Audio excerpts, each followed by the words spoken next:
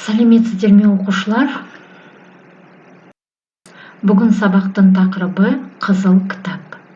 Бүгін сабақта тыңдалым мәтіні негізінде сұрақтарға жауап бересіңдер, тірек сөздерді дұрыс қолданып, иллюстрацияларды сипаттайсыңдар. Ал алдымен жаңа сөздермен танысайық. Давайте, ребята, вначале познакомимся с новыми словами. Ерте заман,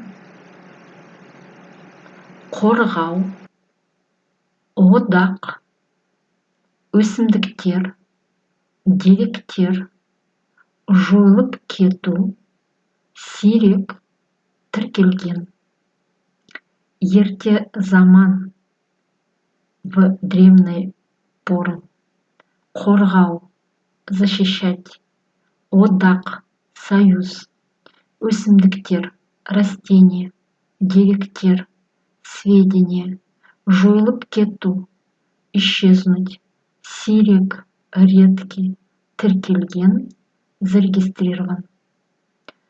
Жаңа сөздерді тағы да бір қайталайық.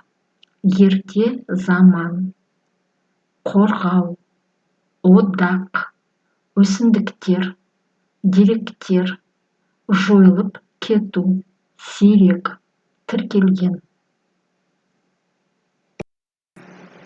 Ал енді оқушылар, мәтінді мұқият тыңдаймыз. Қызыл кітап, Красная книга.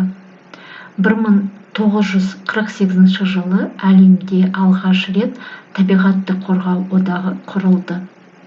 В 1948 году в мире впервые был создан Союз защиты природы. Бұл одақ жер бетінен жойылып бара жатқан жануарлар туралы кітап шығарды.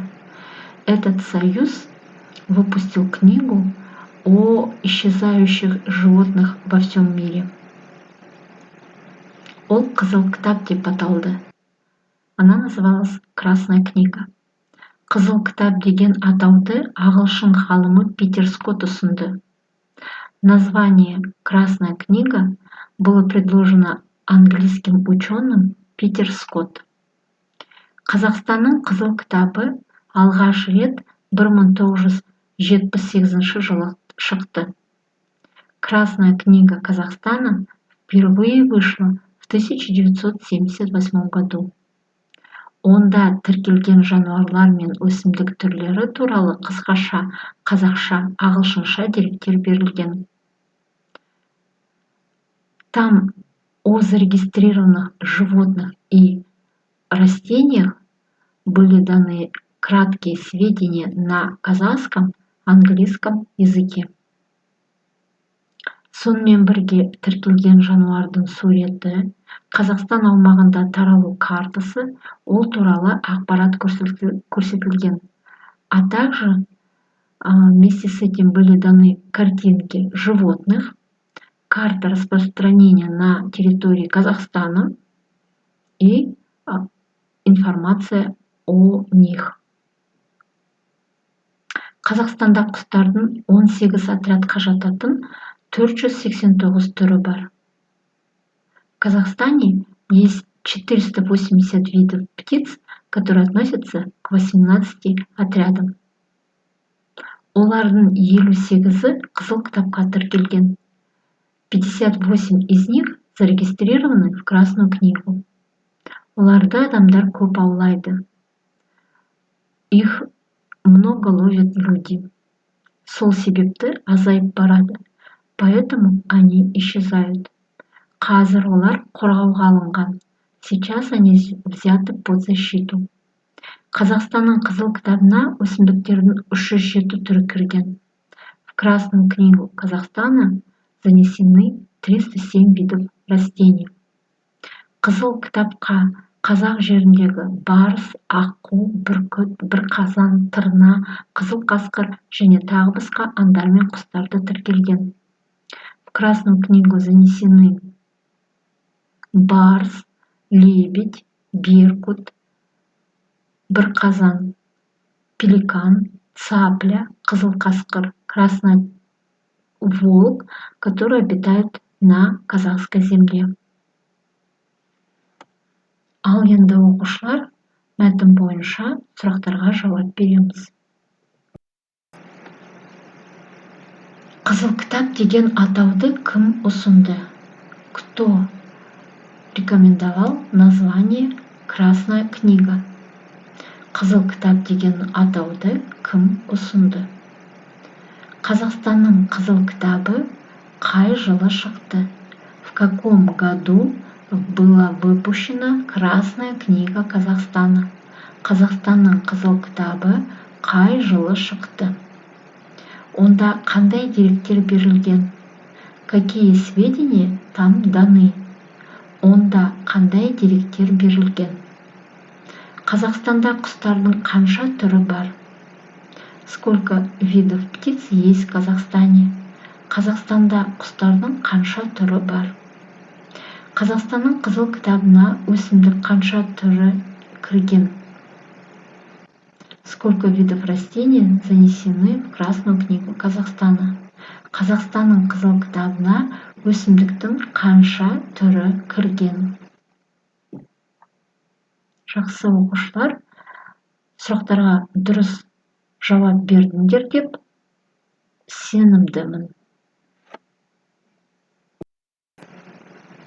Ал енді оқушылар тірек сөздерді қолданып, қызыл кітап туралы иллюстрациялар бойынша мәтін құрастырыңдар.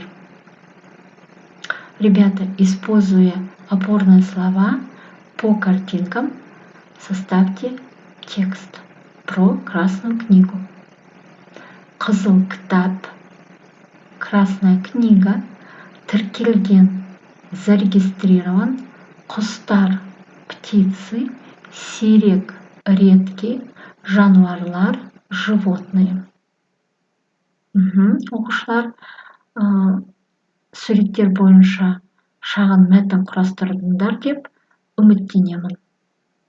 Ребята, я надеюсь, что вы составили текст по картинкам, используя опорные слова.